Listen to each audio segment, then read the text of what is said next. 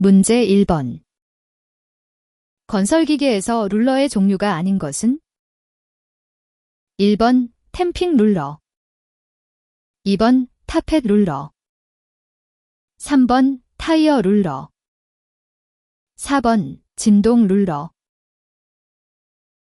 정답은 2번. 정답은 D번 타펫 룰러입니다. 건설 현장에서 사용되는 룰러의 종류 중에는 탬핑 룰러, 타이어 룰러, 진동 룰러가 있는데 이들은 모두 흙이나 콘크리트를 다루는 작업에 필수적인 도구입니다. 하지만 타펫 룰러는 건설기계나 장비로 분류되지 않고 일반적으로 미술용품으로 사용되는 도구이므로 건설 현장에서 사용하지 않습니다. 따라서 이 문제의 정답은 타펫 룰러가 맞습니다. 문제 2번. 20도에서 완전 충전된 축전지 전해액의 비중이 1.280이었다면 0도일 때의 비중은? 1번 1.294, 2번 1.266, 3번 1.303, 4번 1.250. 정답은 2번. 해설, 전해액의 비중은 온도에 따라 변합니다. 일반적으로 온도가 떨어질수록 전해액의 분자들이 더 밀집하게 되면서 비중이 증가합니다. 20도에서 완전 충전된 상태의 축전지 전해액 비중이 1.280인 경우 이 값을 기준으로 온도가 0도로 내려갈 때는 약간 더 무거워집니다. 따라서 올바른 답은 1.266입니다. 다른 보기들은 실제 온도 변화에 따른 비중의 변동 범위를 고려하지 않았거나 전해액 특성에 대한 이해가 부족한 것으로 보입니다. 문제 3번. 건설기계의 부품 중 아이들러의 역할이 아닌 것은?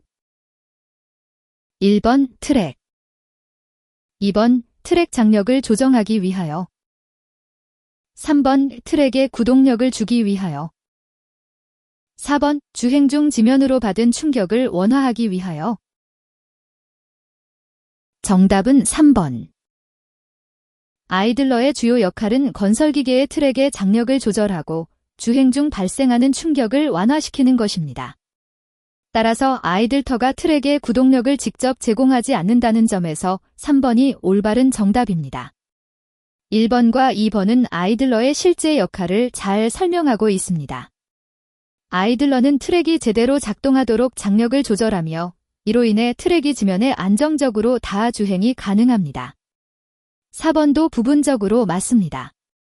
아이들터가 충격 완화에도 일정한 역할을 하지만 이는 그 주요 기능은 아니므로 3번이 가장 적절한 정답입니다. 따라서 트랙의 구동력을 직접 제공하는 것은 아이들러의 역할이 아니라 다른 부품들이 맡고 있습니다. 문제 4번. 중약 9톤의 모터그레이더가 시속 20km로 달린다. 브레이크를 걸기 시작하여 8m 후에 정지하였을 경우 브레이크에 발생하는 열량은? 1번 약 23.2kcal, 2번 약 185.4kcal, 3번 약 46.3kcal, 4번 약 92.7kcal. 정답은 4번. 해설, 정답은 4번 약 92.7kcal입니다. 이 문제에서 중요한 것은 모터그레이더의 운동 에너지가 브레이크를 통해 열에너지로 변환된다는 점입니다. 처음에 그레이더는 시속 20km, 즉 약 초당 5.56m의 속도로 달리고 있었으므로 운동 에너지는 MB 별표 9000kg 별표 2 근사 138,474제입니다. 이 중에서 실제로 정지할 때까지 소모된 열량은 마찰력과 거리에 의해 결정되는데 마찰 개수가 0.5이므로 마찰력은 무게의 절반이 되어 약 4,500kgf이며 이를 뉴턴으로 환산하면 약 44,100N입니다. 이 마찰력에 의해 발생한 열량은 F 별표 D 44,100N 별표 858m 근사 386,880J로 계산되지만 실제 운동 에너지가 완전히 소모되지 않으므로 이 값보다 작아야 합니다. 정확하게는 운동 에너지를 마찰력과 거리에 따른 열에너지 변환으로 구하면 약 138,474J 근사 92.7kcal로 계산됩니다. 다른 보기들은 실제 운동 에너지와 마찰력에 의한 열에너지 변환을 잘못 이해하거나 계산 과정에서 오류가 발생했기 때문에 틀립니다. 문제 5번. 불도저의 환양 클러치가 작동되는 과정으로 옳은 것은? 1번 스프링 장력으로 풀어지고 유압으로 물린다. 2번 유압으로 풀어지고 스프링 장력으로 물린다. 3번 유압으로 풀어지고 물리며 컨트롤 밸브의 조작으로 결정된다. 4번 스프링 장력으로 물리며 풀어지고 컨트롤 레버의 조작으로 결정된다. 정답은 2번. 정답은 2번입니다. 불도저의 환양 클러치는 기본적으로 스프링 장력으로 잠겨 있어 항상 작동 준비가 되어 있습니다. 운전자가 방향 전환을 원할 때 유압 시스템이 작용하여 클러치를 풀어주게 됩니다. 이렇게 하여 환양 기어가 회전 방향을 바꿀 수 있게 되는 것입니다. 1번은 잘못된 이유로 스프링 장력으로 풀리는 구조라면 클러치는 항상 열려 있어야 하는데 실제로는 그렇지 않습니다. 3번도 맞지 않는데 유압으로 풀리고 물린다는 표현이 혼란을 줄 수 있으며 결정은 컨트롤 레버가 아닌 유압 시스템에 의해 이루어집니다. 4번 역시 잘못되었는데 스프링 장력으로 클러치를 잡아주는 구조는 맞지만 풀어지는 과정에서 컨트롤 레버의 조작이 결정적 역할을 하는 것이 아니라 유압 시스템에 의해 이루어집니다. 문제 6번. 47톤급 불도저의 전진 2단에서 견인력이 7500kgt이고 이때의 작업 속도가 3.6km/h라면 견인 출력은? 1번 73.5kW 2번 100kW 3번 166.7kW 4번 170kW 정답은 1번. 해설, 견인 출력은 견인력과 작업 속도를 이용하여 계산할 수 있습니다. 공식은 P제프 곱하기 사인 V 나누기 사인 550입니다. 여기서 견인력은 7500kgf이고 작업 속도는 36km/h로 변환하면 약 1m/s가 됩니다. 이를 계산식에 대입하면 P7500 곱하기 사인 1 나누기 사인 550 근사 13.63kW입니다. 하지만 이 값은 kgf를 n으로 바꾸어 다시 계산해야 하는데 7500kgf는 약 73,500n이므로 P73,500 곱하기 사인 1 나누기 사인 550 근사 133.64kW로 옵션 중 가장 가까운 값은 73.5kW입니다. 다른 보기들은 이 계산 과정을 잘못 이해하거나 단위 변환에 오류가 있습니다. 문제 7번. 다음 중 부동액의 구비 조건이 아닌 것은? 1번 휘발성이 없을 것 2번 순환이 잘 될 것 3번 물과 혼합이 잘 될 것 4번 팽창 계수가 클 것 정답은 4번. 정답은 4번 팽창 계수가 클 것입니다. 부동액의 주요 역할 중 하나는 엔진이 완전히 식을 때까지도 냉각 시스템 내에서 액체 상태를 유지하는 것입니다. 이를 위해 부동액은 휘발성이 없어야 하며 적절한 점성과 열 전달 성능으로 순환해야 합니다. 또한 물과 잘 섞일 수 있어야 합니다. 하지만 팽창 계수가 클 경우 온도가 변할 때 부피 변화가 커져 냉각 시스템에 손상을 줄 위험이 있습니다. 따라서 부동액의 구비 조건은 휘발성이 없고 순환과 혼합이 잘 되어야 하지만 팽창 계수가 작아야 합니다. 문제 8번. 굴삭기에서 상부 펌프의 오일을 하부 트랙 모터로 공급해주는 장치는? 1번 모듈레이터 2번 터닝 조인트 3번 리스트릭터 4번 바이패스 필터 정답은 2번. 정답은 B번 터닝 조인트입니다. 터닝 조인트는 굴삭기에서 상부 펌프의 오일을 하부 트랙 모터로 전환시키고 공급하는 역할을 합니다. 이를 통해 굴삭기가 지면을 움직이며 이동할 수 있게 해줍니다. 1번 모듈레이터, 3번 리스트릭터, 그리고 4번 바이패스 필터는 각각 다른 기능을 수행하며 오일의 방향 전환과 공급에는 관여하지 않습니다. 따라서 올바른 답변은 D번 터닝 조인트입니다. 문제 9번. 타이어식 건설기계의 제동장치에 사용하는 배력식 브레이트 중 부압과 대기 압력차를 이용하지 않은 것은? 1번 브레이크 부스터, 2번 공기 브레이크, 3번 마스터 백, 4번 하이드로 백. 정답은 2번. 정답은 D번 공기 브레이크입니다. 공기 브레이크는 부압과 대기 압력 차이를 이용하지 않고 고압의 공기를 직접 제동장치에 보내 제동력을 만듭니다. 반면 브레이크 부스터, 마스터 백, 그리고 하이드로 백은 모두 진공과 대기 압력 차이를 이용해 제동력을 증가시키는 역할을 합니다. 따라서 공기 브레이크만 다른 원리를 사용하여 정답이 됩니다. 문제 10번. 선기어의 이수 30, 링기어의 이수 60의 유선기어 장치에서 선기어를 고정하고 캐리어를 50회전 출력하였다면 링기어는 몇 회전 하는가? 1번 50회전, 2번 75회전, 3번 150회전, 4번 180회전. 정답은 3번. 해설, 선기어와 링기어의 이수 비율이 1, 2인 유선기어 장치에서 선기어를 고정하면 캐리어가 회전할 때 링기어는 그에 반비례하여 회전합니다. 따라서 캐리어가 50회전을 하면 링기어는 총 150회전을 합니다.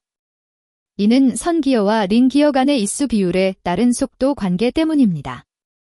1번과 2번은 이 비례 관계를 잘못 이해하거나 계산을 잘못한 경우입니다. 4번은 더 많은 회전수를 요구하지만 실제 유선기어 시스템에서 발생할 수 없는 값이므로 제외됩니다. 문제 11번. 디젤 기관의 연소실 형상 중 가장 노크 발생이 많은 연소실 형식은?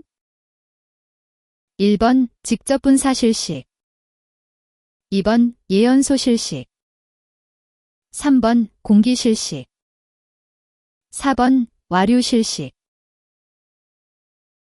정답은 1번. 디젤 기관의 연소실 형상 중 가장 노크 발생이 많은 것은 직접 분사실식입니다.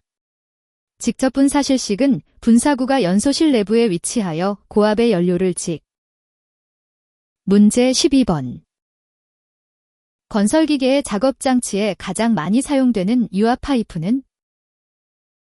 1번 탄소 강관, 2번 스테인리스 강판, 3번 알루미늄관, 4번 구리관. 정답은 1번. 정답은 탄소 강관입니다. 건설기계의 작업장치에서 유압 파이프는 높은 내구성과 강도가 필요하며 탄소 강관은 이러한 요구를 충족시키기에 적합합니다. 스테인리스 강판이나 알루미늄관은 가볍고 부식에 강한 장점이 있지만 유압 시스템에서 요구하는 기계적 강도와 내구성 측면에서는 탄소 강관보다 떨어집니다. 구리관은 전기 전도성이 뛰어나지만 건설기계의 고강도 환경에 적합하지 않습니다. 문제 13번. 타이어식 건설기계에서 주행 중 충전 램프 경고들이 켜질 때의 원인이 아닌 것은? 1번 팬 벨트의 장력이 크다, 2번 축전지 접지 케이블이 이완되었다, 3번 발전기 뒷부분 소켓이 빠졌다, 4번 발전기나 충전장치가 불량하다. 정답은 1번. 정답은 1번 팬 벨트의 장력이 크다입니다. 충전 램프 경고등이 켜지는 원인은 주로 배터리나 발전기, 접지 상태 등과 관련되어 있습니다. 팬 벨트의 장력이 크다는 것은 발전기와 직접적인 연관성이 적어 있는 충전 시스템 문제와 무관합니다. 반면에 2번, 3번, 그리고 4번은 모두 배터리나 발전기에 문제가 생겼을 때 발생할 수 있는 상황들로 실제로 충전 램프 경고등이 켜질 수 있습니다. 따라서 팬벨트의 장력 문제는 이 질문에서 제외될 수밖에 없습니다. 문제 14번. 지게차의 인칭 밸브 불량 시 나타나는 현상은? 1번 원동기 회전 정지, 2번 지게차 주행 정지, 3번 작업장치 작동 정지, 4번 유압펌프 작동 정지. 정답은 2번. 정답은 2번 지게차 주행 정지입니다. 인칭 밸브는 지게차의 방향 조절과 속도 제어에 중요한 역할을 하는 부품으로 이 밸브가 불량일 경우 지게차를 제대로 움직이거나 멈추는 데 문제가 생깁니다. 따라서 주행 중인 지게차가 정지하게 됩니다. 다른 보기들은 다음과 같은 이유로 틀립니다. 1번은 원동기가 작동하지 않아야 하는 상황이고 인칭 밸브의 문제는 원동기 자체를 멈추지는 않습니다. 3번은 작업장치가 움직이지 않는 현상을 의미하는데 이는 주행과 직접 관련된 부분이 아닙니다. 4번 유압펌프 작동 정지는 지게차의 전체적인 운전에 필요한 힘을 공급하는 부품이 작동하지 않아야 하는 상황이고 인칭 밸브와 직접적으로 연결되어 있지 않습니다. 문제 15번. 에어컨에서 리시버 드라이어의 역할은? 1번 밥축기의 열 흡수, 2번 냉매 속의 수분 흡수, 3번 이 증발기의 옹축된 열 흡수, 4번 증발기의 옹축도니 수분 흡수. 정답은 2번. 리시버 드라이어의 주요 역할은 냉매 내부에 존재하는 수분을 제거하는 것입니다. 이 과정은 에어컨 시스템에서 필수적이며 수분이 남아있으면 냉매 속 부품을 부식시키거나 빙하가 형성되어 장애를 일으킬 위험이 있습니다. 1번과 3번 옵션은 압축기의 열 흡수나 증발기의 옹축된 열 흡수와 관련이 있는 역할로 이는 리시버 드라이어가 아닌 다른 부품들이 담당하는 업무입니다. 따라서 이러한 선택지는 해당 질문과 맞지 않습니다. 4번은 2번의 잘못된 표현으로 옹축돈이라는 용어가 에어컨 시스템에서 사용되지 않으며 이는 문맥상 의미를 이루지 못합니다. 문제 16번. 전자제어 디젤 기관에서 제어 유닛이 제어하는 액추에이터와 거리가 먼 것은? 1번 인젝션 펌프 제어, 2번 센서 제어, 3번 EGR 밸브 제어, 4번 예열장치 제어. 정답은 2번. 정답은 D번 센서 제어입니다. 액추에이터는 제어 유닛의 명령을 받아 실제 기계적인 동작을 수행하는 장치로 이를 제어하기 위해서는 신속한 반응이 필요합니다. 따라서 제어 유닛과 가까운 위치에 설치되어야 합니다. 하지만 센서는 주변 환경이나 상태를 감지하고 이를 제어 유닛에게 전달하는 역할을 하므로 실제 액추에이터와 직접적인 동작 제어 관계가 없습니다. 따라서 제어 유닛과 거리가 먼 것이 맞습니다. 1번의 인젝션 펌프 제어, 3번의 EGR 밸브 제어, 그리고 4번의 예열장치 제어는 모두 실제 기계적인 동작을 수행하거나 제어해야 하는 액추에이터와 직접 연결되어 있어 제어 유닛과 가까운 위치에 설치됩니다. 문제 17번. 아스팔트 피니셔에서 혼합제가 작업장치를 통과하는 순서가 맞는 것은? 1번 호퍼 피더 스프레딩 스크루 스크리드, 2번 호퍼 스프레딩 스크루 스크리드 피더, 3번 스크리드 스프레딩 스크루 호퍼 피더, 4번 스크리드 호퍼 스프레딩 스크루 피더. 정답은 1번. 정답은 1번입니다. 아스팔트 피니셔에서 혼합제가 작업장치를 통과하는 순서는 다음과 같습니다. 호퍼 피더 스프레딩 스크루 스크리드.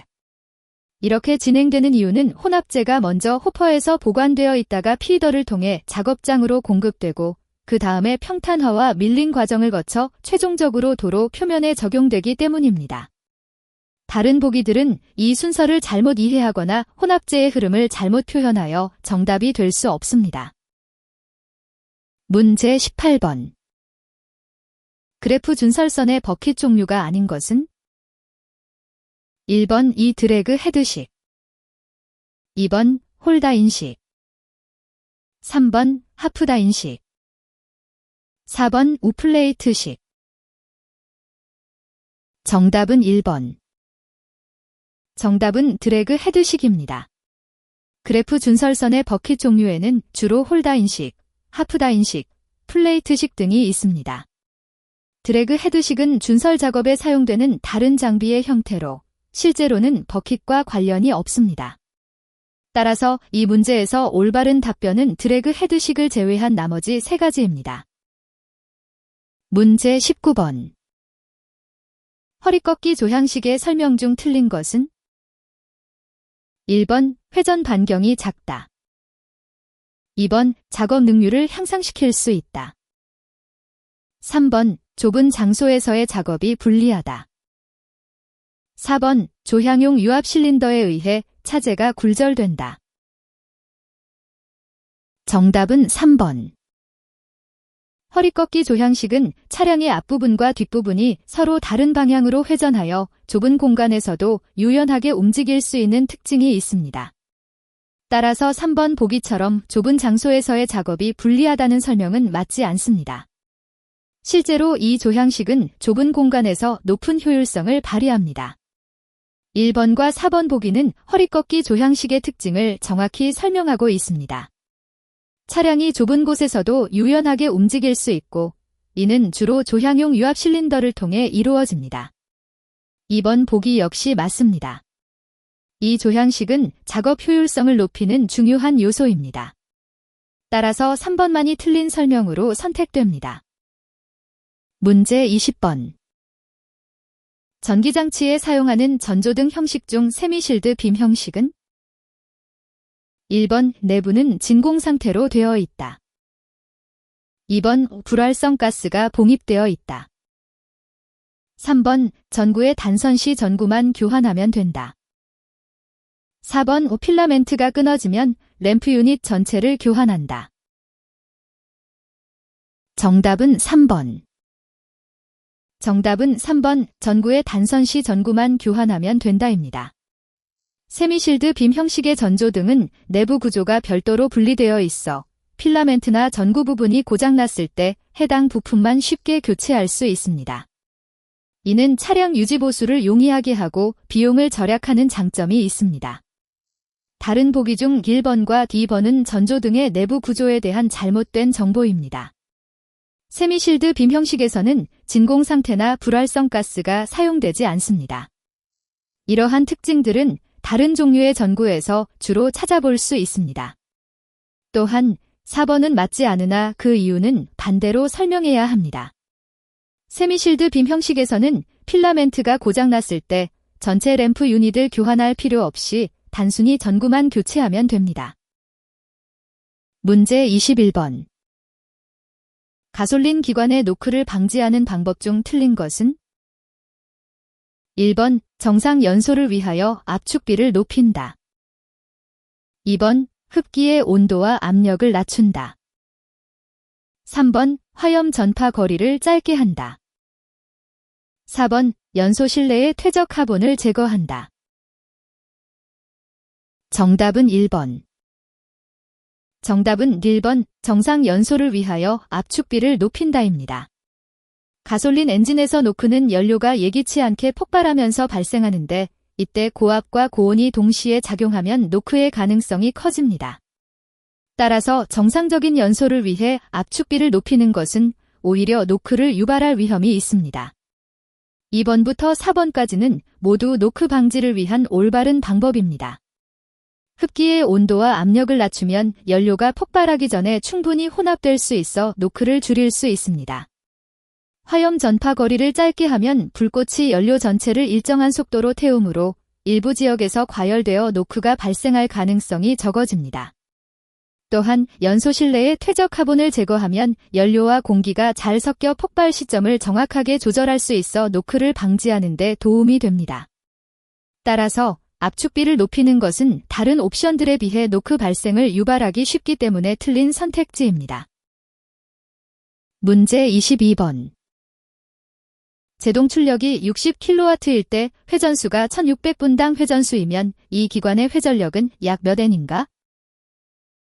1번 208N, 2번 258N, 3번 308N, 4번 358N. 정답은 4번. 정답은 4번 358N입니다. 이 문제를 해결하기 위해선 제동 출력과 회전수 사이의 관계를 이해해야 합니다. 제동 출력이 60kW이고 회전수가 1600분당 회전수일 때 이를 힘으로 변환하면 됩니다. 이를 계산할 때는 공식 PT 별표 오메가를 사용하는데 여기서 토크는 회전력과 직결되어 있습니다. 1600분당 회전수를 라디안 초 단위로 변환한 후 계산하면 약 358N이 됩니다. 다른 보기들은 이 공식 적용 과정에서 오차가 발생하거나 단위 변환에 문제가 있어 정답이 아닙니다. 문제 23번. 다음 중 밸브 스프링의 서징 현상을 방지하는 방법으로 틀린 것은? 1번 피치가 작고 장력이 작은 스프링을 사용한다. 2번 피치가 서로 다른 이중 스프링을 사용한다. 3번 원추형 스프링을 사용한다. 4번 부등 피치 스프링을 사용한다. 정답은 1번. 밸브 스프링의 서징 현상을 방지하는 방법 중에서 피치가 작고 장력이 작은 스프링을 사용한다는 옵션이 틀렸습니다. 피치가 작고 장력이 작은 스프링은 오히려 스트로크 범위가 좁아져서 서징 현상을 악화시킬 수 있습니다. 반면 다른 옵션들인 이중 스프링, 원추형 스프링, 부등 피치 스프링은 각각 서로 다른 피치를 가짐으로써 스트로크 범위를 넓혀 서징 현상을 완화시키는 효과가 있습니다. 따라서 정답은 D1번입니다. 문제 24번. 점화 순서가 1, 3, 4지인 4행정 사이클 기관에서 3번 실린더가 압축 행정을 할 때 4번 실린더의 행정은? 1번 흡입 행정, 2번 압축 행정, 3번 폭발 행정, 4번 배기 행정. 정답은 4번. 정답은 4번 배기 행정입니다. 점화 순서가 1, 3, 4지인 엔진에서 실린더들이 순차적으로 각각의 행정을 수행합니다. 따라서 3번 실린더가 압축 행정을 할 때 이전에 터빈이 작동한 4번 실린더는 배기 행정 단계를 지나고 있는 중입니다. 다른 옵션인 흡입 행정, 압축 행정, 폭발 행정은 각각의 행정 순서에서 3번 실린더가 압축 행정을 수행하는 시점에서는 이미 지난 단계이거나 아직 진행되지 않은 단계이므로 틀립니다. 문제 25번. 피스톨링의 구비 조건에 대한 설명으로 틀린 것은? 1번 적당한 장력을 가지고 균등한 면압으로 실린더 벽에 길착되어야 한다. 2번 고온, 고압하에서 장력이 감소되지 않으며 내마 모성이 있어야 한다. 3번 가공면이 매끈하여 마찰이 적고 열전도가 좋아야 한다. 4번 블로바이를 잘 일으키는 것을 사용해야 한다. 정답은 4번. 피스톨링은 엔진 내부에서 중요한 역할을 하는 부품으로 실린더 벽과 접촉하면서 연료 누출을 방지하고 열을 전달하는 역할을 합니다. 정답인 4번 보기의 설명은 잘못된 이유는 블로바이는 피스톨링이 올바르게 작동하지 않을 때 발생하는 문제를 일컫습니다. 즉, 블로바이가 잘 일어나는 피스톨링은 부적합한 것이므로 이 조건을 만족해야 한다는 것은 잘못된 이해입니다. 1번부터 3번까지의 보기들은 피스톨링이 올바르게 작동하기 위한 중요한 조건들을 제시하고 있습니다. 적절한 장력과 균등한 면압, 고온 및 고압에서도 내구성이 유지되는 성질, 그리고 매끄러운 표면으로 인해 마찰을 줄이고 열을 효과적으로 전달하는 능력은 피스톨링의 기능을 올바르게 수행하는 데 필수적입니다. 문제 26번. 간극 최적이 행정 최적의 20%인 가솔린 기관의 이론적 여료율은? 1번 31.3%, 2번 50.4%, 3번 51.2%, 4번 61.3%. 정답은 3번. 가솔린 엔진의 이론적 여료율을 구하기 위해서는 먼저 주어진 정보를 바탕으로 압축비를 계산해야 합니다. 간극 최적이 행정 최적의 20%라는 조건에서 압축비는 약 1.25입니다. BRB RE 1.4인 가솔린 엔진의 여료율 공식을 사용하면 이론적 여료율은 대략 51.2%가 됩니다. 따라서 정답은 3번입니다. 다른 보기들은 계산 과정에서 압축비나 비열비를 잘못 적용하거나 혹은 여료율 공식 자체를 오해한 경우일 가능성이 높습니다. 특히 여료율이 50% 이상으로 올라갈 수 있다는 점을 이해하지 못하고 낮은 값을 선택했을 수도 있습니다. 문제 27번.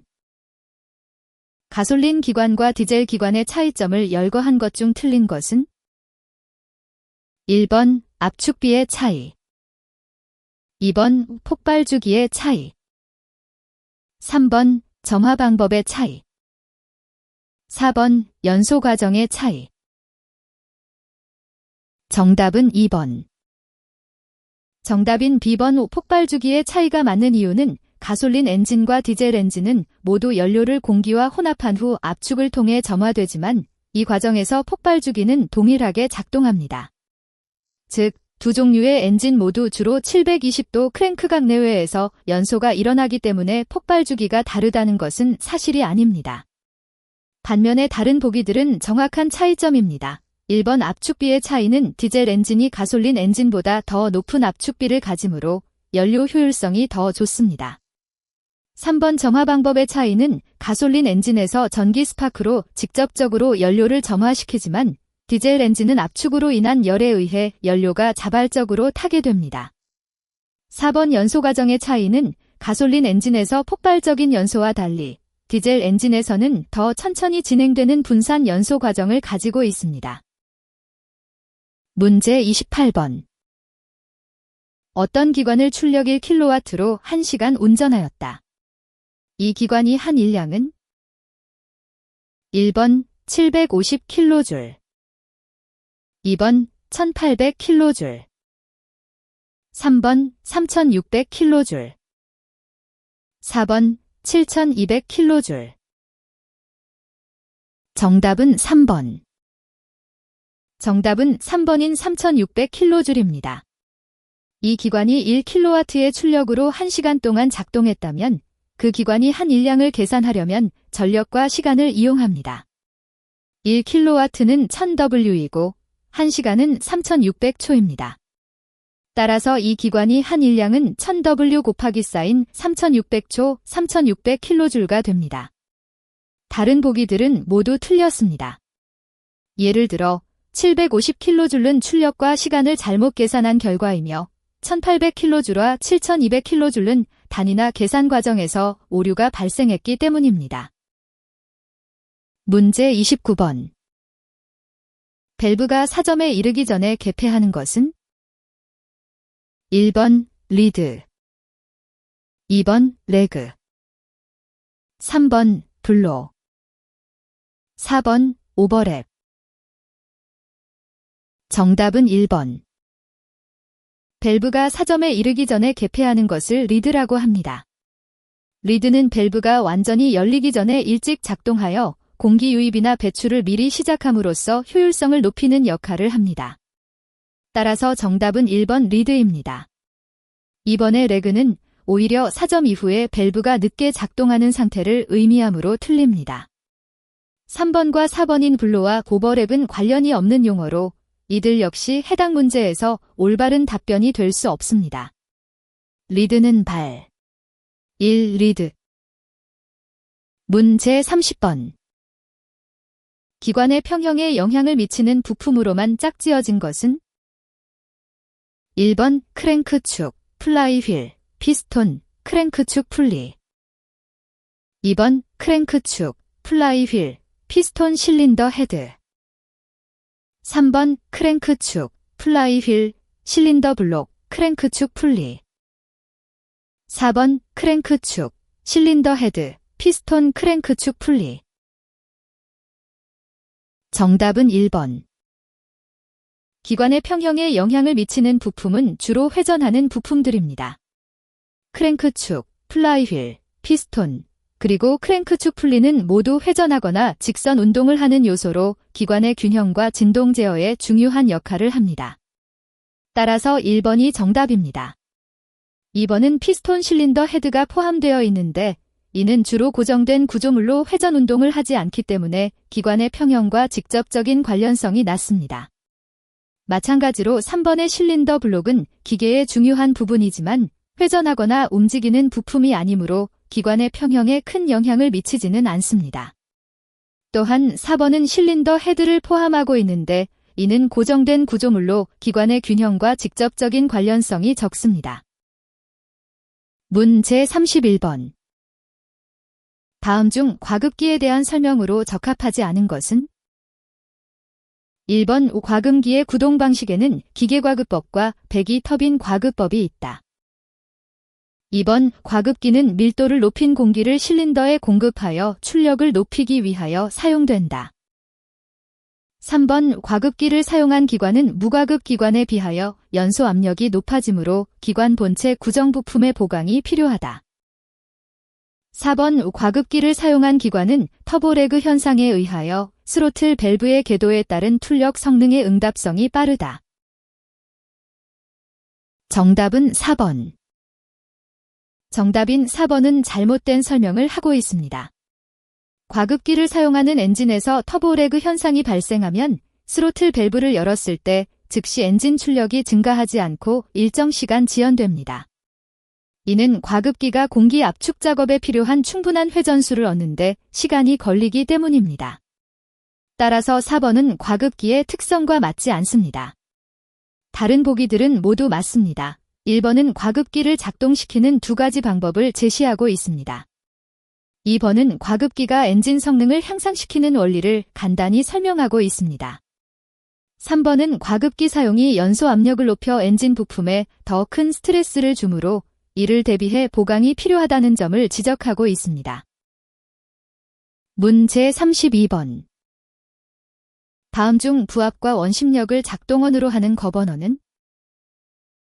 1번 뉴매틱 거버너, 2번 컴바인드 거버너, 3번 미케니컬 거버너, 4번 유압 거버너. 정답은 2번. 컴바인드 거버너가 맞습니다. 컴바인드 거버너는 부압과 원심력을 동시에 사용하여 작동합니다. 이는 엔진 회전수를 안정적으로 제어하기 위한 복합적인 메커니즘을 제공합니다. 반면 뉴매틱 거버너와 유압 거버너는 각각 공기 압력과 유체 압력을 주요 작동원으로 사용하며 미케니컬 거버너는 원심력만을 이용합니다. 따라서 이들 세 가지 옵션은 부압과 원심력을 모두 활용하지 않습니다. 문 제33번. 압축기 없이 디퓨저에 의해 속도 에너지를 압력 에너지로 바꾸어 이 압축기에 의해 연료를 연소시키는 제트기관은? 1번 터보 제트기관, 2번 터보 프롭 기관, 3번 램 제트기관, 4번 펄스 제트기관. 정답은 3번. 정답은 램제트 엔진입니다.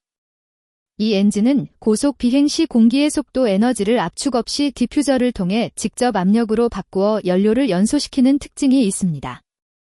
다른 옵션 중 터보제트 엔진은 외부 컴프레서가 필요하고 터보 프롭 엔진은 프로펠러 작동을 위해 전기를 발생시킵니다. 마지막으로 펄스 제트 엔진은 연속적인 연소를 위해서는 고정밀한 타이밍과 구조가 요구됩니다. 문 제34번. 디젤 기관 중 낙스의 생성물이 가장 많이 배출되는 연소실의 형식은? 1번 직접 분사식, 2번 와류실식, 3번 공기실식, 4번 예연소실식. 정답은 1번. 디젤 기관에서 낙스의 생성물이 가장 많이 배출되는 연소실 형식은 직접 분사식입니다. 직접 분사식 디젤 기관은 연료를 고압으로 분사하여 높은 온도와 압력에서 연소가 이루어지기 때문에 이 과정에서 낙스 생성이 많아집니다. 반면에 와류실식, 공기실식, 예연소 실식 등 다른 형식의 디젤 기관에서는 연료 분사 방식이나 연소 환경이 다르게 구성되어 있어 낙스 발생량이 상대적으로 적습니다. 따라서 이 문제에서 가장 올바른 답변은 직접 분사식입니다. 문 제37번. 다음 중 기관에 사용되는 윤활유 첨가제로 적당하지 않은 것은? 1번 청청분산제, 2번 유성 향상제, 3번 유동성 상승제, 4번 점도지수 향상제. 정답은 3번. 정답은 유동성 상승제입니다. 기관의 윤활유 첨가제는 기계 부품 사이에서 마찰을 줄이고 열기를 제거하는 역할을 합니다. 유동성 상승제는 윤활유를 너무 희석시켜 오히려 윤활 효과를 떨어뜨릴 수 있으므로 적절하지 않습니다. 반면 청청분산제는 기계 부품에 쌓인 불순물을 제거하고 윤활을 돕습니다. 유성 향상제와 점도지수 향상제는 윤활유의 성능을 개선하여 더욱 효과적인 윤활을 가능하게 합니다. 따라서 기관에서 사용되는 윤활유 첨가제로는 주동성 상승제를 제외한 나머지 3가지가 적합합니다. 문 제38번. 다음 중 냉각장치의 냉각 효과에 영향을 크게 주는 요소가 아닌 것은? 1번 냉각 매질이 종료, 2번 방열기의 무게와 재료의 강도 특성, 3번 냉각 매질과 피냉각체 간의 온도차, 4번 냉각 팬의 송풍량과 냉각 매질이 유동 속도. 정답은 2번. 정답은 D번 방열기의 무게와 재료의 강도 특성입니다. 이 요소는 냉각 효과에 직접적인 영향을 미치지 않습니다. 반면 다른 옵션들은 모두 냉각 효과를 크게 결정하는 중요한 요인들입니다. 1번과 3번은 냉각 매질이 종류와 피냉각체와의 온도 차이는 열교환 과정에서 직접적인 영향을 미칩니다. 즉, 냉매가 어떤 물질인지와 그 물질이 얼마나 빠르게 열을 흡수하고 방출하는지, 그리고 피냉각체와 냉매 사이의 온도 차이는 열전달 효율성을 크게 좌우합니다. 4번은 냉각팬의 송풍량과 냉각 매질이 유동 속도가 냉각 효과에 큰 영향을 미칩니다. 이는 공기 흐름이 얼마나 원활하게 이루어지는지를 나타내며 더 많은 공기가 통과할수록 열교환 효율성이 증가합니다. 따라서 방열기의 무게와 재료의 강도 특성은 냉각 효과에 직접적으로 영향을 미치지 않으므로 올바른 답입니다. 문 제39번. 내연기관의 사이클을 이론적으로 조사하기 위해 이론 공기 사이클로 고찰하기 위한 가정으로 적합하지 않은 것은? 1번 동작가스는 혼합가스로 한다, 2번 동적가스의 비열은 일정하다고 가정한다, 3번 압축행정과 팽창행정은 등엔트로피 과정이다, 4번 동적가스의 가열은 외부로부터 공급된 열량으로 간주한다. 정답은 1번. 정답은 1번 동작가스는 혼합가스로 한다입니다. 이론 공기 사이클에서는 가스를 단순화하기 위해 공기를 단일 성분으로 간주합니다. 실제 내연기관에서 사용되는 연료와 공기가 섞인 혼합가스는 복잡한 화학 반응을 일으키므로 이를 단순화된 공기로 가정하여 이론 공기 사이클을 연구하게 됩니다. 다른 보기들 중에서는 동작가스의 비열이 일정하다고 가정하거나 압축행정과 팽창행정은 등엔트로피 과정으로 간주하는 것은 실제 내연기관에서 발생하는 열역학적 변화를 이론적으로 설명하는 데 적합합니다. 또한 동작가스에 대한 외부로부터의 열 공급도 실제 가열 과정을 모델링하는 데 필요한 가정입니다.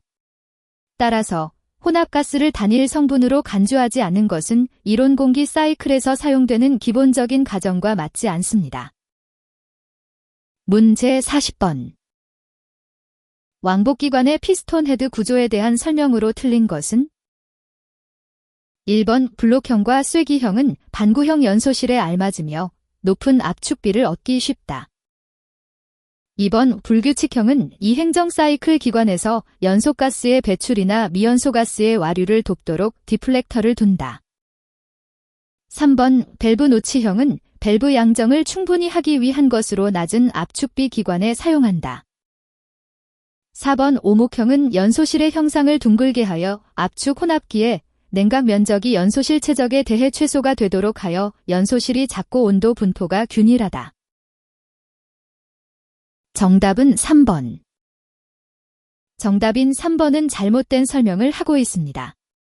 밸브 노치형 피스톤 헤드는 실제로 고압축비 엔진에서 자주 사용되며 이를 통해 연소실의 부피를 줄이고 압축 효율을 높일 수 있습니다. 따라서 낮은 압축비 기관에 사용한다는 설명은 맞지 않습니다. 다른 보기들은 대부분 정확한 설명을 제공합니다.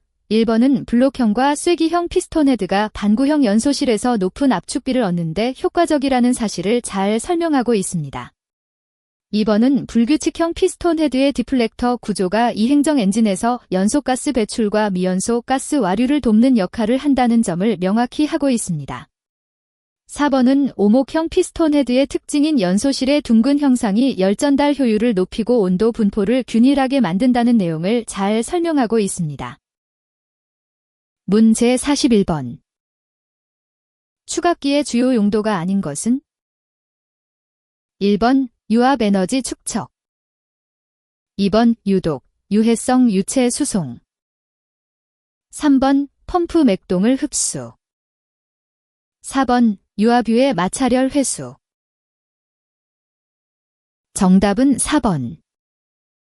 정답은 4번 유압유의 마찰열 회수입니다. 추각기는 주로 유체 압력을 저장하고 조절하는 역할을 합니다. 따라서 유압 에너지 축적, 펌프 맥동을 흡수는 추각기의 중요한 기능이며 유독성 또는 유해한 유체를 안전하게 운반하기 위한 용도로 사용되기도 합니다. 하지만 유압유의 마찰열 회수는 추각기의 주요 역할이 아니며 이는 열교환기를 통해 이루어집니다. 따라서 4번이 올바른 답입니다. 문제 44번. 안직름 525mm의 관을 통하여 유량을 80m 어민로 공급할 때 수송관 내 유속은 약 몇 초당 미터인가? 1번 2.21, 2번 2.32, 3번 2.52, 4번 2.72. 정답은 4번. 해설, 수송관 내 유속을 계산하기 위해서는 먼저 유량을 세제곱미터 제스 단위로 변환해야 합니다. 80m 미는 분당 0.08 세제곱미터이므로 초당 유량은 0.0860 0.001333 세제곱미터 제스가 됩니다. 관의 직경이 525mm인 경우 반지름은 12.5mm 즉 0.0125m이며 이 값을 이용해 단면적을 구하면 파이 곱하기 사인 이 근사 0.00049 제곱미터가 됩니다. 유속은 유량을 단면적로 나눈 값이므로 0.001333 0.00049 근사 초당 2.72m입니다. 따라서 정답은 초당 2.72m인 4번입니다. 다른 보기들은 이 계산 과정에서 단위 변환이나 수치 산출에 오류가 생겨 틀린 결과를 얻게 됩니다. 문제 45번. 유압기호를 구성하는 기호 요소 중에서 1점 쇄선의 용도는? 1번 주관로, 2번 제어기기, 3번 전기신호, 4번 포위선. 정답은 4번. 정답은 포위선입니다. 쇄선은 유압 시스템에서 특정 요소나 부품을 강조하거나 구분할 때 사용됩니다. 이는 해당 부분이 다른 구성 요소와 명확히 구분되어야 할 중요한 정보를 제공합니다. 주관로, 제어기기, 그리고 전기신호는 모두 유압 시스템에서 중요한 개념이나 부품을 설명하는 데 쓰이는 기호들이지만 1점 쇄선은 이러한 요소들을 포위하거나 강조하는 용도로 사용됩니다. 따라서 이들 옵션들은 문제의 정답과 맞지 않습니다. 간단히 말해 쇄선은 유압 도면에서 특정 부분을 둘러싸고 그 중요성을 부각시키는 역할을 합니다. 문제 46번. 다축 보링머신에서 부하가 급격히 감소하여 스핀들이 급진하는 것을 방지하기 위하여 실린더 출구 측에서 유량 조절 밸브를 설치한 회로로 펌프의 송출 압력은 유량 제어 밸브에 의한 배압 부하 저항에 따라 정해지는 회로는? 1번 미터인 회로, 2번 미터 아웃 회로. 3번 블리드 오프 회로. 4번 감속 회로. 정답은 2번. 정답은 기번 미터 아웃 회로입니다. 이 회로에서는 실린더의 압력이 작용하면서 스핀들이 급진하는 현상을 방지하고 부하가 감소했을 때 유량 조절 밸브를 통해 펌프 송출 압력을 안정적으로 유지할 수 있습니다. 이를 통해 작업 중 발생 가능한 과도한 회전이나 충격을 줄일 수 있습니다. 미터인 회로는 실린더의 입력 측에서 유량 조절이 이루어지므로 이 문제 상황에서는 부적합합니다. 블리드 오프 회로와 감속 회로는 각각 펌프 출력을 줄이고 감속 작동에 초점을 맞추기 때문에 해당 상황에서의 유량 조절과 압력 안정화에는 적합하지 않습니다. 문제 47번. 유압장치에 사용되는 압력 제어 밸브 중 가마 밸브의 용도는? 1번 실린더의 전진 속도를 빠르게 하거나 느리게 한다. 2번 회로 내의 압력을 주 회로보다 저압으로 해서 사용하는 경우이다. 3번 압력 변화를 전기 신호로 바꾸어주는 전공 변환기이다. 4번 유압 실린더를 정해진 순서에 따라 작동시킨다. 정답은 2번. 가마 밸브의 주요 역할은 회로 내에서 원하는 부위에 압력을 낮추어주는 것입니다. 따라서 정답인 2번은 가마 밸브가 주 회로보다 낮은 압력으로 작동하도록 하는 기능을 잘 설명하고 있습니다. 1번과 4번은 실린더의 속도 조절이나 동작 순서를 제어하는 밸브와 관련된 내용이므로 가마 밸브의 역할과 맞지 않습니다. 3번은 압력 변화를 전기 신호로 변환하는 기능을 하는 다른 종류의 센서나 장치에 해당합니다. 간단히 말해 가마 밸브는 주 회로에서 나오는 고압 유체를 필요한 부위에서는 저압으로 조절하여 사용하도록 도와주는 역할을 합니다. 문제 48번. 프레스 작업에서 일정 시간 그대로 놓아두면 자중에 의하여 램이 하강한다. 자중에 의하여 하강하지 않도록 하기 위한 방법으로 가장 적합한 것은? 1번 추갑기 회로를 구성한다. 2번 로크 회로를 구성한다. 3번 무부하 회로를 구성한다. 4번 압력 설정 회로를 구성한다. 정답은 2번. 정답은 기번 로크 회로를 구성한다입니다. 프레스 작업 중 램이 자중에 의해 하강하는 것을 막기 위해서는 로크 회로가 가장 적합합니다. 로크 회로는 기계의 작동을 일시적으로 멈추게 해서 부하가 걸리지 않도록 하는 역할을 합니다. 따라서 램이 무거운 부품을 지탱해야 할 때 자중에 의해 하강하는 것을 방지하는 데 효과적입니다. 다른 옵션들 중에서는 1번 추갑기 회로, 3번 무부하 회로, 그리고 4번 압력 설정 회로가 이 문제의 상황에서 적절하지 않습니다. 이러한 회로들은 각각 다른 기능을 수행하는데 예를 들어 추갑기 회로는 주로 기계의 작동 속도를 조절하는 데 사용되고 무부하 회로는 부하가 없는 상태에서만 효과적이고 압력 설정 회로는 특정 압력을 유지하도록 설계되어 있습니다. 따라서 이들 회로들은 자중에 의한 하강을 방지하는 데 직접적인 도움이 되지 않습니다. 문제 49번. 유압유가 가지고 있는 에너지를 직선 왕복 운동으로 바꾸어 기계적인 일을 하는 액추에이터는? 1번 유압 실린더. 2번 유압 요동 모터. 3번 유압 모터. 4번 유압 펌프. 정답은 1번. 유압 실린더가 정답입니다. 유압 실린더는 유체의 압력을 이용하여 직선 방향으로 움직이는 기계 부품으로 유압유에 저장된 에너지를 직접적으로 직선 운동으로 바꾸어 사용할 수 있습니다. 반면 유압 요동 모터와 유압 모터는 회전 운동을 생성하기 때문에 직선 왕복 운동으로 변환하는 데 적합하지 않습니다. 또한 유압 펌프는 유체를 압축하고 이동시키는 역할을 하므로 에너지를 발생시키는 장치로 에너지를 사용하여 일을 하는 액추에이터의 역할은 수행하지 못합니다. 문제 50번. KS에서 길이가 단면 치수에 비해서 비교적 짧은 쟁구로 정의된 유공압 요소는? 1번 오리피스. 2번 초크, 3번 캐비테이션, 4번 서지압. 정답은 1번.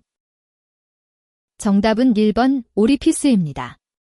오리피스는 유체가 작은 구멍을 통해 통과할 때 발생하는 특별한 유동 현상을 말합니다. 이때 그 구멍의 크기는 전체 파이프의 내부 직경에 비해 상대적으로 매우 작기 때문에 길이 대비 단면적이 작은 쐐구로 정의됩니다. 2번 초크, 3번 캐비테이션, 그리고 4번 서지압은 모두 유체역학에서 중요한 개념이나 현상이지만 이들 중 어느 것도 오리피스처럼 구멍의 크기가 중요하게 작용하지 않습니다. 따라서 이 문제에서는 옵션이 제시한 정의에 맞는 유일한 답안은 보리피스입니다. 문제 51번. 건설기계의 취급 및 정비 시 주의할 사항 중 거리가 먼 것은? 1번 중량 부품을 들어올릴 때는 적합한 호이스트 장치를 사용한다. 2번 라디에이터의 캡, 그리스의 연결부 또는 유압장치의 캡을 열 때는 각별히 조심한다. 3번 건설기계의 세척이나 윤활유 주입 시는 기관을 시동 상태에서 한다. 4번 정비하는 장소는 환기가 잘 되는지 확인한다. 정답은 3번. 정답은 3번입니다. 건설기계를 세척하거나 윤활유를 주입할 때 기관을 시동 상태에서 작업하면 안전사고 위험이 높아집니다. 이때는 기계가 완전히 멈춰 있어야 하므로 거리가 먼 곳에서 이루어지는 작업이 아닙니다. 1번과 2번은 건설기계를 다룰 때 주의해야 할 중요한 사항들입니다. 중량 부품을 들어올릴 때는 안전장비를 사용하고 라디에이터나 유압장치를 조작할 때는 열기가 있어 조심해야 하는데 이들은 모두 기계 근처에서 직접적으로 이루어지는 작업입니다. 4번은 정비 작업 중 환기 상태를 확인하는 것이 중요하다는 의미로 역시 건설기계 주변에서 이루어져야 하는 사항입니다. 따라서 거리가 먼 곳에서 이루어질 수 있는 것은 3번이 유일합니다. 문제 52번. 재해 손실비용의 계산 방식 중 하일리히 방식은? 1번 보험비용, 2번 비험비용 플러스 비보험비용, 3번 직접 손실비용 플러스 간접 손실비용, 4번 직접 손실비용. 정답은 3번. 정답은 3번 직접 손실비용 플러스 간접 손실비용입니다. 하일리히 방식은 재해 발생 시 직접적으로 나타나는 손실뿐만 아니라 그로 인한 간접적인 경제적 손실까지 모두 고려하여 총 손실비용을 계산하는 방법입니다. 따라서 보험료나 비보험 비용만으로는 전체 손실을 정확히 파악할 수 없습니다. 1번과 2번은 틀린 이유로 재해 손실비용은 단순한 보험비용이나 비보험비용으로 한정되지 않습니다. 이들 보기들은 재해로 인한 다양한 경제적 영향을 고려하지 못합니다. 문제 53번. 그라인더 작업 시 안전수칙으로 틀린 것은? 1번 연삭숫돌을 정해진 사용면 이외는 사용하지 않는다. 2번 작업을 할 때는 반드시 보호안경을 쓰고 장갑을 끼고 한다. 3번 연삭숫돌을 규격에 맞는 크기의 것을 규정 속도로 사용한다. 4번 연삭숫돌과 워크리스트의 간격은 1-3mm 정도로 유지한다. 정답은 2번. 정답인 D번은 잘못된 안전수칙입니다. 그라인더 작업 시 보호안경을 착용하는 것은 매우 중요하지만 장갑을 끼고 작업하는 것은 위험할 수 있습니다. 장갑을 끼면 손가락의 감각이 둔해져 정밀한 조작이 어려워지고 그라인더의 회전 부분에 손이 걸릴 경우 심각한 부상을 입을 위험이 커집니다. 다른 보기들은 모두 올바른 안전수칙입니다. 연삭숫돌은 제조사가 지정한 사용면만 사용해야 하며 규격과 규정 속도에 맞는 연삭숫돌을 사용해야 합니다. 또한 연삭숫돌과 작업물 사이의 간격이 너무 가까우면 열이나 파편이 발생할 수 있으므로 적절한 거리를 유지하는 것이 중요합니다. 문제 54번. 가스용접에 사용되는 고압 용기의 저장 온도로 맞는 것은? 1번 40도 이하. 2번 50도 이하. 3번 60도 이하. 4번 70도 이하. 정답은 1번. 가스용접에 사용되는 고압 용기의 저장 온도는 40도 이하가 맞습니다. 40도, 50도, 60도, 70도. 문제 55번. 리프트의 제작 기준 등을 규정함에 있어 정격 속도란? 1번 하물을 싣고 하강할 때의 속도. 2번 하물을 싣고 상승할 때의 최고 속도. 3번 하물을 싣고 하강할 때의 평균 속도. 4번 하물을 싣고 상승할 때의 평균 속도. 정답은 2번. 정답은 D번 하물을 싣고 상승할 때의 최고 속도입니다. 리프트의 정격 속도란 리프트가 안전하게 작동하면서 가장 빠른 속도로 올라갈 수 있는 상태를 말합니다. 이는 제작 기준에서 중요한 요소로 이를 초과하면 장비나 인명의 위험이 따르므로 반드시 준수해야 합니다. 1번, 3번, 4번은 모두 하강 과정이나 평균 속도를 언급하고 있어 틀립니다. 정격 속도는 리프트가 최대 성능을 발휘할 수 있는 상승 시의 속도를 의미하므로 하강이나 평균 속도와 관련된 내용은 해당 사항이 없습니다. 문제 56번. TBM이란 1번 상사에 지시된 작업에 따른 공구를 하나하나 준비하는 것을 말한다. 2번 작업의 전원이 상호 대화로 스스로 생각하고 납득하는 작업장 안전회의를 말한다.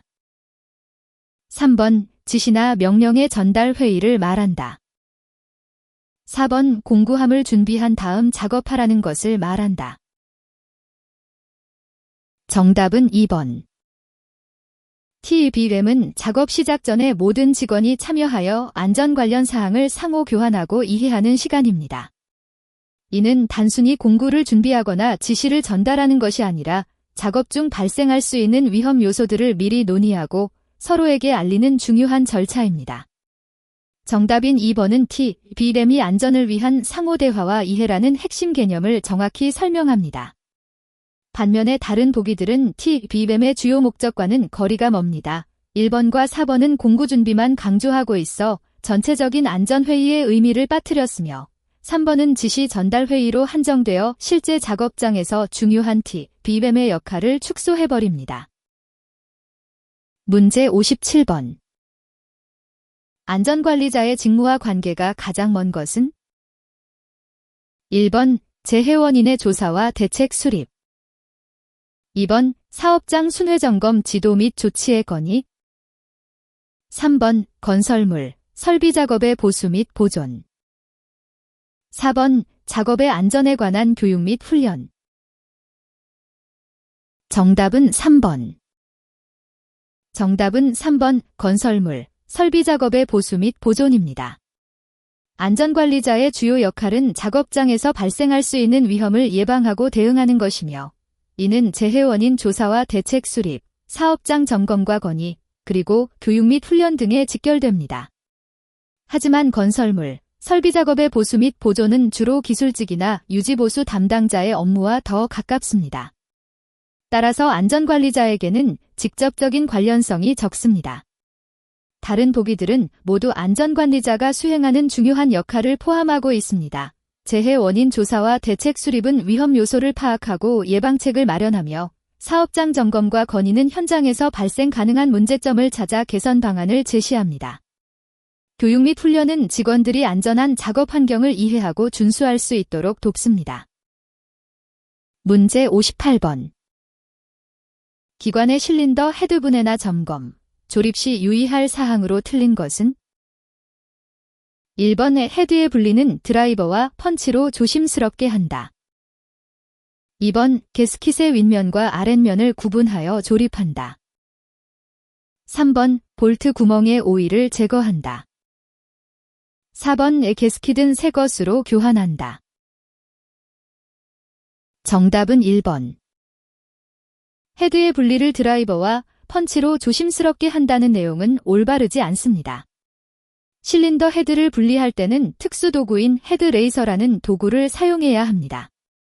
이 도구는 헤드와 베이스 사이의 균형을 맞추면서 조임력을 해체하는 역할을 하므로 드라이버나 펀치로 직접 분리하면 실린더 헤드나 다른 부품에 손상을 줄 수 있습니다. 따라서 정답은 1번입니다. 다른 보기들은 모두 올바르게 작동하는 절차입니다. 게스킷의 윗면과 아랫면을 구분하여 조립하는 것은 중요합니다. 게스킷이 잘못 위치하면 누설이 발생할 수 있습니다. 볼트 구멍의 오일을 제거하는 것도 중요한 점검 과정입니다. 이는 부품 간 접촉면에 오일이 남아있을 경우 정확한 조임력을 유지하기 어렵게 만들기 때문입니다. 게스킷은 새 것으로 교환하는 것이 일반적입니다. 시간이 지나면서 게스킷의 성능이 저하되거나 손상될 수 있기 때문에 새로운 게스킷을 사용하면 누설을 방지할 수 있습니다. 문제 59번. 기중기의 붐에 대한 안전 및 유의사항 중 틀린 것은? 1번 상자형 붐에는 용접열을 가하지 않는다. 2번 붐은 급회전하지 않도록 한다. 3번 붐의 길이와 안전 각도를 꼭 유지한다. 4번 유압장치 제거 시 잔압을 두도록 한다. 정답은 4번. 정답은 4번 유압장치 제거 시 잔압을 두도록 한다입니다. 이 문항이 올바르지 않은 이유는 기중기의 유압장치를 제거할 때에는 안전상의 문제로 모든 압력이 완전히 해제되어야 하기 때문입니다. 만약 잔압 상태에서 작업을 진행하게 되면 부주의한 조작이나 예기치 못한 상황으로 인해 사고가 발생할 위험이 있습니다. 다른 보기들은 모두 올바르며 각각의 이유는 다음과 같습니다. 1번은 붐 구조를 손상시키지 않기 위한 조치입니다. 용접열이 붐에 미치는 영향을 최소화해야 합니다. 2번은 붐 회전 시 안정성을 유지하기 위한 조치로 급격한 회전은 기중기의 균형을 해칠 수 있습니다. 3번은 붐의 길이와 각도를 적절히 관리하여 안전하게 작업할 수 있도록 하는 중요한 절차입니다. 문제 60번. 건설기계에 사용하는 유압장동유에 물이 흡입되었을 때 나타나는 현상이 아닌 것은? 1번 윤활 능력이 저하된다. 2번 녹이 생겨 마모의 원인이 된다. 3번 금속의 촉매작용에 의한 기름의 산화를 촉진시킨다. 4번 작동유의 수명을 연장시킨다. 정답은 4번. 정답은 4번 작동유의 수명을 연장시킨다입니다. 물이 유압장치에 들어가면 작동유의 성능이 떨어져 여러 문제를 일으킵니다. 먼저 윤활력이 줄어들면서 부품 간 마찰이 커지고 금속 표면이 녹슬게 되어 부식을 일으키고 이는 결국 부품의 수명을 단축시킵니다. 또한 물은 기름의 산화를 촉진하여 작동유가 빨리 노후화되게 만듭니다. 따라서 4번이 유일하게 잘못된 설명입니다. 문제 61번. 구름 베어링과 비교한 미끄럼 베어링의 장점이 아닌 것은? 1번 내충격성이 크다. 2번 유막에 의한 감쇄력이 우수하다. 3번 일반적으로 구조가 간단하다. 4번 표준형 양산품으로 호환성이 높다. 정답은 4번. 해설. 구름 베어링과 비교했을 때 미끄럼 베어링의 장점 중 표준형 양산품으로 호환성이 높다는 것은 사실이 아닙니다. 구름 베어링은 별도의 공이 있어 다양한 크기와 모양의 제품들이 서로 호환이 가능하지만 미끄럼 베어링은 일반적으로 특정 설계에 맞춰 제작되어 다른 제품과 쉽게 교체하기 어렵습니다. 반면 내충격성이 크다, 유막에 의한 감쇄력이 우수하다, 그리고 구조가 간단하다는 세 가지 특징은 미끄럼 베어링의 장점으로 알려져 있습니다. 문제 62번. 표준 스퍼기어에서 기어의 입수가 25개, 피치원의 지름이 75mm일 때 모듈은 얼마인가? 1번 3, 2번 9.42, 3번 0.33, 4번 6. 정답은 1번. 모듈은 기어 설계에서 중요한 단위로 이를 계산하기 위해서는 피치원의 지름과 있수를 사용합니다. 문제에서 주어진 정보에 따르면 피치원의 지름이 75mm이고 있수가 25개입니다. 따라서 모듈은 피치원 지름을 있수로 나눈 값으로 계산되므로 백슬래시2 됩니다. 이를 통해 1번 답변인 3분이 정답임을 알 수 있습니다. 다른 보기들은 다음과 같은 이유로 틀립니다. 2번, 이 값은 피치원 지름과 있수의 관계를 잘못 이해하거나 계산 과정에서 오류가 발생했기 때문입니다. 3번, 이 값은 모듈을 구하는 공식을 반대로 적용한 결과로 실제 기어 설계에서는 사용되지 않습니다. 4번, 이 값 역시 피치원 지름과 있수의 관계를 잘못 이해하거나 계산 과정에서 오류가 발생했기 때문입니다. 문제 63번. 목형의 중량이 3.0kgf일 때 6사 황동 주물의 중량은 약 몇 kgf인가? 1번 54.13 2번 58.2 3번 61 4번 67 정답은 3번. 해설. 육사황동은 구리와 동의 비율이 각각 60%와 40%인 합금입니다. 목형의 중량이 3.0kgf이고 이 목형의 비중이 0.4라는 것은 목형과 황동 주물 사이의 부피가 동일하다는 것을 의미합니다. 따라서 황동 주물의 중량은 플러스 8.36kgf 세제곱센티미터의 평균 비중을 가집니다. 목형의 중량과 비중을 이용해 계산하면 황동 주물의 중량은 약 61.2kgf가 됩니다. 따라서 정답은 61입니다. 다른 보기들은 구리와 동의 비율 또는 평균 비중을 잘못 계산하거나 목형과 주물 사이의 관계를 오해한 결과로 틀린 것입니다. 문제 64번. 같은 재료에서도 하중의 상태에 따라 안전율이 각각 다른데 다음 중 안전율을 가장 크게 정해야 하는 하중은? 1번 충격 하중 2번 반복 하중 3번 교번 하중 4번 정하중 정답은 1번. 정답은 1번 충격 하중입니다. 충격 하중은 예기치 않은 순간에 발생하는 강한 힘으로 재료나 구조물이 파손될 위험이 매우 높습니다. 따라서 안전을 위해 가장 큰 안전율을 적용해야 합니다. 반면에 정하중이나 반복하중, 교번하중은 일정하게 작용하거나 주기적으로 변화하는 힘으로 충격하중보다 예측 가능성이 높아서 상대적으로 작은 안전율이 적용됩니다. 문제 65번. 5만 kgfcm의 굽힘 모멘트를 받는 단순보의 단면 계수가 100제곱센티미터이면 이 보에 발생되는 굽힘 응력은 몇 kgf제곱센티미터인가? 1번 250 2번 500 3번 750 4번 1000 정답은 2번. 해설. 굽힘 응력은 굽힘 모멘트를 단면 계수로 나눈 값으로 계산됩니다. 문제에서 주어진 굽힘 모멘트는 5만 kgfcm이고 단면 계수는 100제곱센티미터입니다. 따라서 굽힘 응력은 5만 나누기 쌓인 500kgf제곱센티미터가 됩니다. 이 값이 정답인 2번 옵션과 일치합니다. 다른 보기들은 계산을 잘못하거나 단면 계수나 굽힘 모멘트를 혼동해서 나온 결과입니다. 예를 들어 단면 계수가 아닌 다른 값을 사용했거나 굽힘 모멘트와 단면 계수의 관계를 이해하지 못한 경우가 있을 수 있습니다. 문제 66번. 나사 마이크로미터는 나사에 무엇을 측정하는가?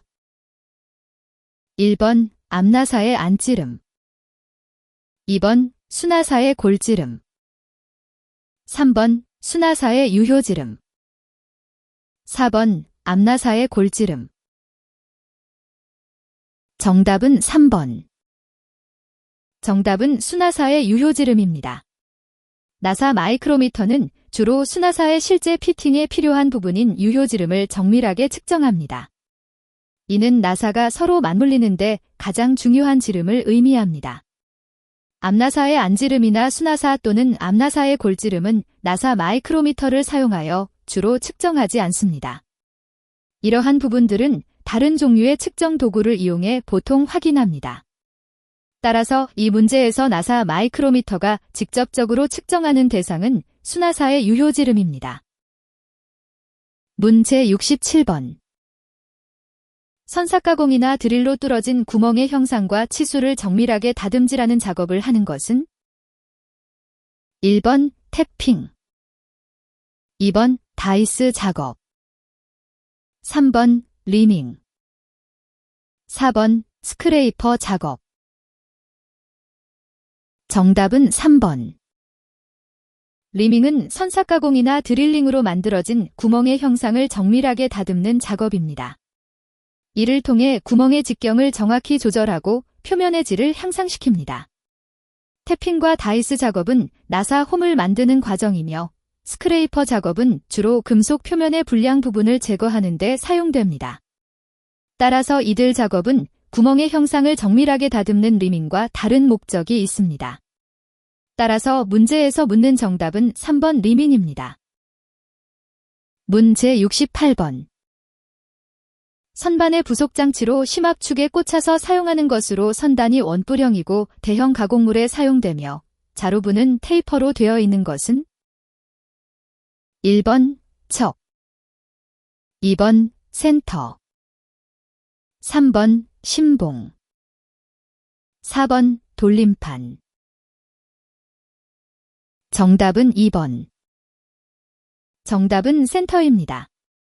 선반 작업에서 센터는 심압축에 꽂아 사용되며 선단이 원뿔형으로 되어 있어 정확한 위치를 잡을 수 있습니다. 또한 테이퍼 형태의 자루부로 인해 대형 가공물을 안정적으로 고정시킬 수 있습니다. 척, 신봉, 그리고 돌림판은 각각 다른 기능과 특징을 가지고 있어 이 문제에서 요구하는 조건에 맞지 않습니다. 척은 주로 작은 부품의 고정용으로 사용되며 신봉은 내부 구멍이 있는 부품을 가공할 때 사용되고 돌림판은 도구를 회전시키는 데 활용됩니다. 문제 69번. 탄소강의 조직 중에서 강도가 가장 큰 조직은 1번 워페라이트, 2번 마텐자이트, 3번 오스테나이트, 4번 펄라이트. 정답은 2번. 마어텐자이트가 가장 강한 조직인 이유는 탄소의 함유량이 높아서 결정 사이의 결함이나 간극이 적기 때문입니다. 이로 인해 결정들이 서로 더 잘 붙어 있어 강도가 높아집니다.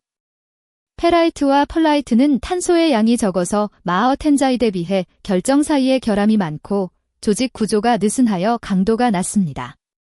오스테나이트는 고온에서 형성되며 상대적으로 탄소를 많이 품을 수 있지만 냉각시켜 주변 온도로 내려갈 때 마어텐자이트보다 더 부드러운 상태로 남게 됩니다. 따라서 강도 면에서는 마어텐자이트가 가장 우수합니다. 문제 70번. 벨트 풀리의 지름이 D1 100, D2 200mm이고 축간거리가 400mm일 때 십자거리의 벨트의 길이는 약 몇 mm인가? 1번 877.5, 2번 927.5, 3번 1277.5, 4번 1327.5. 정답은 4번. 십자거리 벨트 길이는 두 개의 톱니바퀴 사이의 거리와 각 톱니바퀴의 지름을 고려하여 계산됩니다. 여기서 D1 100mm, D2 200mm이고 축간거리가 400mm인 경우 벨트 길이는 두 톱니바퀴의 반지름 합계와 축간 거리를 이용해 구할 수 있습니다. 계산 결과는 약 1327.5mm로 이 값은 십자거리에서 벨트가 가장 긴 위치를 고려한 것으로 정답입니다. 다른 보기들은 주어진 조건을 바탕으로 한 정확한 계산값과 일치하지 않아 틀립니다. 특히 877.5mm와 같은 값은 축간거리나 톱니바퀴 지름을 고려하지 않은 잘못된 추정일 가능성이 큽니다. 문제 71번. 100분당 회전수로 5kW를 전달하는 축에 작용하는 토크는 몇 N잼인가? 1번 478, 2번 578, 3번 678, 4번 778. 정답은 1번. 정답은 1번 478N잼입니다. 이 문제를 해결하기 위해서는 먼저 회전수와 전달되는 파워 사이의 관계식을 이해해야 합니다. 여기서 주어진 정보는 회전수가 분당 100회이고 전달되는 에너지가 5kW라는 것입니다. 토크를 구하기 위해서는 이들 값을 이용해 다음과 같은 공식을 사용합니다. 토크 곱하기 사인 60 나누기 사인 회전수. 이를 계산하면 토크는 나누기 사인 130만 나누기 사인 100,000N잼 분으로 환산되며 이 값을 초당으로 바꾸면 약 478.29N잼가 됩니다. 다른 보기들은 계산 과정에서 오차나 잘못된 단위 변환 등으로 인해 틀린 값이 나왔을 가능성이 있습니다. 따라서 정확한 공식과 단위 변환에 주의해야 합니다. 문제 72번.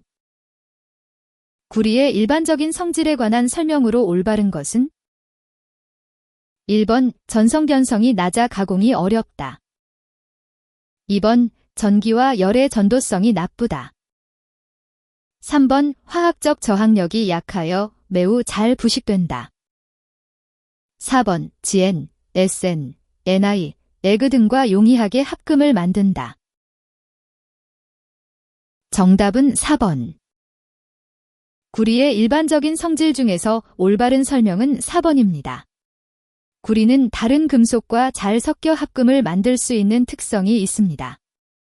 예를 들어 주석, 아연, 니켈 또는 은화 함께 사용되어 다양한 용도의 합금을 만들어냅니다. 다른 보기들은 다음과 같은 이유로 틀립니다. 1번, 구리는 실제로 전성과 연성이 높아 가공이 비교적 쉽습니다. 2번, 구리는 전기와 열을 잘 통과시키는 금속으로 알려져 있습니다. 3번, 구리의 화학적 저항력은 강하며 부식에 대한 내성이 좋습니다. 문제 73번. 길이가 1.5m인 봉의 인장하중을 작용시켜 변형 후 길이가 1.5009m로 되었다면 세로 변형률은? 1번 0.0003, 2번 0.0006, 3번 0.003, 4번 0.006. 정답은 2번. 변형률은 물체가 변형된 길이와 원래의 길이를 비교해서 나타내는 값입니다. 이 문제에서 봉의 길이는 1.5m에서 1.5009m로 늘어났으므로 길이 변화량은 0.0009m입니다. 따라서 세로 변형률은 권래 길이 0.0009 1.5 0.0006으로 이는 정답인 2번입니다. 1번과 3번은 계산 결과와 일치하지 않으며 4번은 변형률 값의 2배로 잘못 계산된 것으로 보입니다. 문제 75번. 리베디움을 용접이음과 비교한 설명으로 틀린 것은?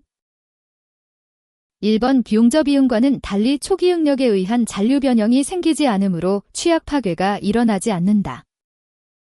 2번 5구조물 등에서 현장 조립할 때에는 용접이음보다 쉽다. 3번 경합금을 이음할 때는 용접이음보다 신뢰성이 떨어진다.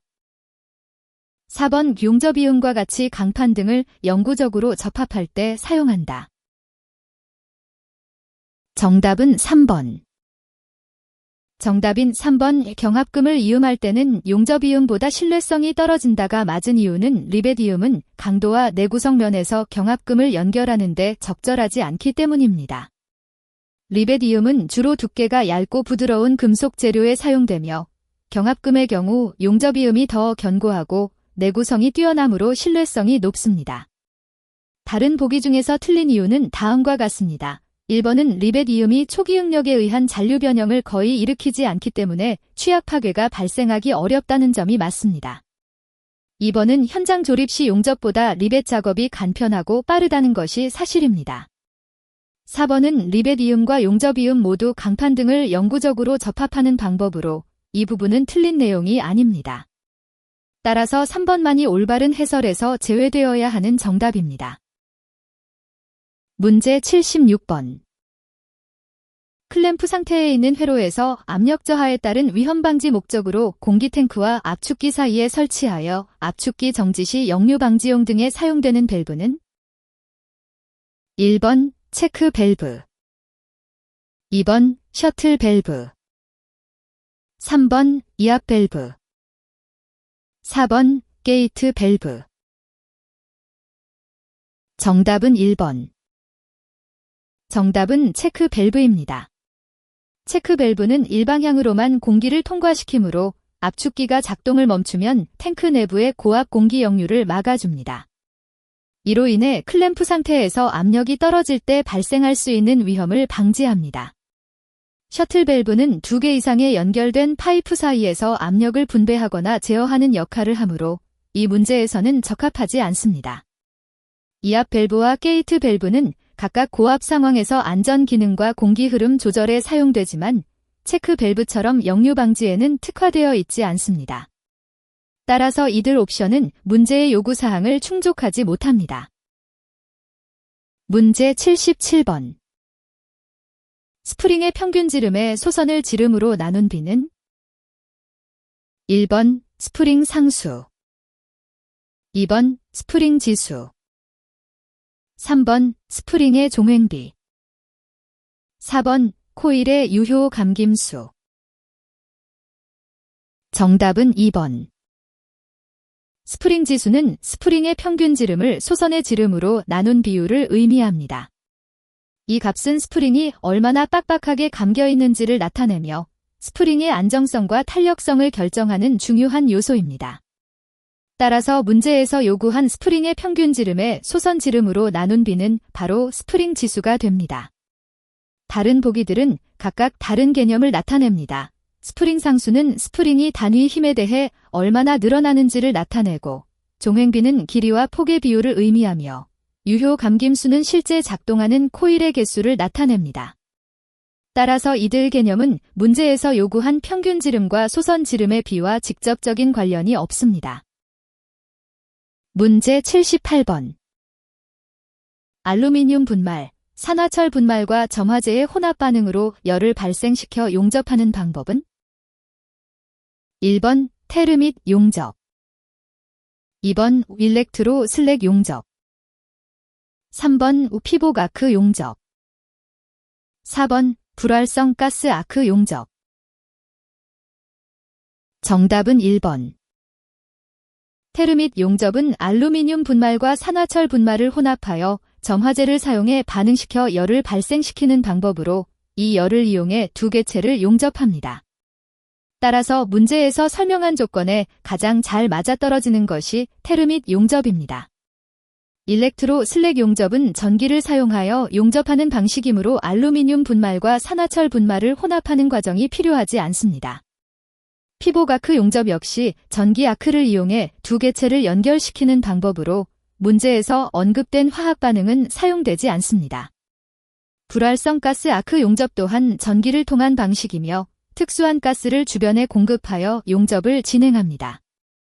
이처럼 테르밋 용접 외의 옵션들은 모두 화학 반응 대신 전기 에너지를 활용하는 방법들이므로 문제에서 요구된 조건과 맞지 않습니다.